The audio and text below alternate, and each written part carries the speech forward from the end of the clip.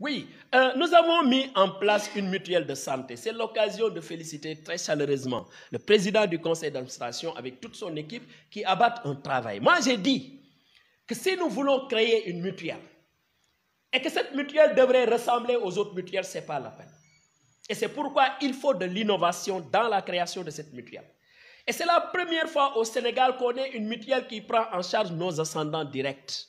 Parce que les anciennes mutuelles qu'on avait, c'est des mutuelles pour nous, nos enfants et nos épouses. Mais cette fois-ci, nous avons considéré que nos mamans, nos papas, s'ils sont encore en vie, c'est à nous de les prendre en charge. Voilà la première innovation. La deuxième innovation, c'est que sur le plan des cotisations, nous, notre mutuelle ne dépasse pas les 3 500. Mieux que ça, les remboursements, c'est autour de 55%. Mieux que ça, nous l'avons dit, lorsque quelqu'un dépose ses ordonnances ou ses bulletins d'hôpitaux, ses factures d'hôpitaux, dans la même semaine, il doit recevoir son dû de la part de la mutuelle. Et jusque-là, quand même, le conseil d'administration travaille bien à cela. Sauf que maintenant, nous avions vu quelques difficultés au niveau de la solde. Je sais que la MSAE essaie de maintenir certains, mais ce n'est pas possible parce que l'adhésion dans une mutuelle est libre et totalement libre. Et par conséquent, absolument rien, absolument personne ne peut empêcher à un enseignant de quitter une mutuelle X pour aller à une mutuelle Y. Je crois que ces questions-là, nous les avons réglées. Au niveau de l'éducation nationale aussi, nos collègues contractuels,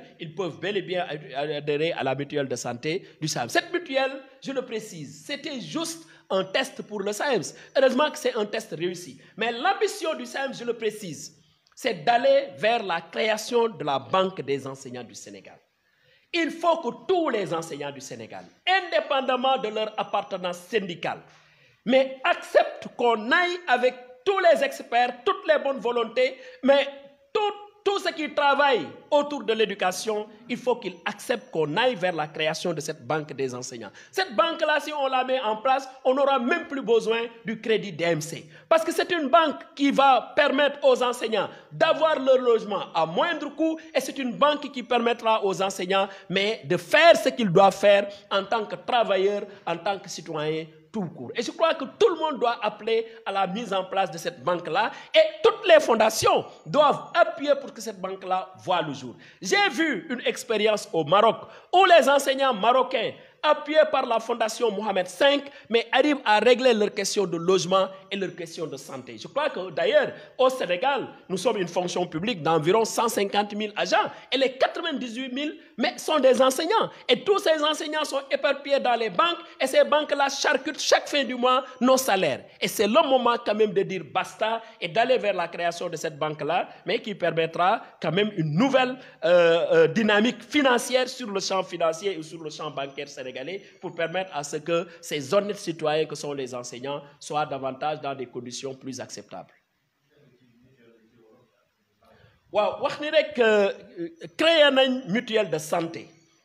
ma ci jaajëfal bu baax a baax le président du conseil d'administration Moussa Diallo ak équipe am yëpp parce que ñu ngi def liggéey bu rafet boo xam ne en tout cas man rafetlu naa ko parce que ci njëlbeen ga dañ leen waxoon que bu dee dañuy créer mutuelle pour que mu def comme les autres mutuelles jaru ko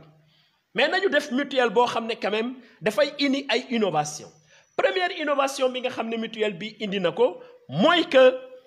mais c'est la première fois Sénégal ñu am mutuelle bi nga xam ne dafay jël en charge suñuy waajur parce que mutuelle yi ñu xam ba léegi yow lay jël en charge say doom say soxna wante bii dañ jàpp ni mais Afrique la ñu nekk te Afrique la famille n'est pas que le père la maman et les enfants les parents aussi en font partie c'est pourquoi mutuelle bi jël leen en charge beneen innovation bi mooy mutuelle bi du dépasser cotisation bi du dépasser juróom-ñaari téeméer te wax nañ aussi que ci remboursement yi il faut que ñu dem vers 55% alors que yeneen mutuelles yi 50% yi ensuite ci délai bi nga xam ne dañ koy def mais délai bi du weesu mais 5 mois yooyu quand même dafay permettre à ce que agent bi mu mën a bénéficier prestation mutuelle bi donc innovation yooyu la ñu indi sur le champ comment dirais-je mutualiste mais gisoon nañ quand même solde amoon nañ fa ay jafe-jafe pour que gars yi quitté feneen fu ñu nekkoon pour ñëw ci la ñu déplacé wu woon directeur bi quand même que képp koo xam ne da nga nekkoon ci mutuelle mais am nga la liberté nga nga quitter mutuelle boobu pour dem ci beneen te gis nañ aussi au niveau de l'éducation liggéey bi def nañ ko ba contractuel yi mën nañ bokk ci mutuelle bi et ñu ngi ciy sant bu baax a baax wax ne rek mutuelle boobu pour ñun test la mais ambition bu gën a mag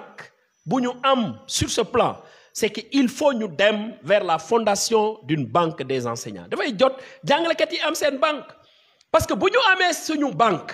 nga xam ni taux de crédit yi ñun ñoo koy fixé te bi may wax ñu créer banque du ñun jàngalekat yi ñooy taxaw créer banque mais dañuy jël ay experts ñu créer ñu banque tout ce qui intervient dans l'éducation ñu appuyer gis nga loolu buñ ko defoon yenn problème mu logement ak yooyu yëpp même DMC bi dootuñ ko soxla parce que suñuy banque dina mën a permettre ñu am ay richesse mais mën a créer suñuy kër ak lépp loo xam ne mais soxla nañ ko kon loolu il faudrait que jàngalekat yi yëpp indépendamment ci seen appartenance syndicale parce que banque boobu buñ ko bëggee créer du ay SAEMS wala CUSEMS wala CELS déedéet jàngalekat yi yëpp ñoom ñoo ci war a bokk bu ko defee mu nekk banque bu am doole banque boo xam ne lu ñuy soxla daf ñu koy jox te du ñu am jafe-jafe d'autant plus que quand même boo jëlee tey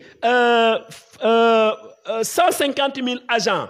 yi nekk fonction publique mais li 98 000 yëpp ay jàngalekat lañ kon mënuñu comprendre jàngalekat yooyu am nombre bu élevé boobu nekk ci banques yi rek banques yi di def lu leen neex ak seeni salaire te kenn mënu ci dara te dama jàpp ni sax le fait de dire que dañuy créer suñu banque mais banques yi buñ ko déggee sax loolu mën na leen pousser ñu baisser seeni taux mais encore une fois de plus la finalité mooy que ñu dem vers la création de la banque des enseignants du Sénégal voilà merci. Okay.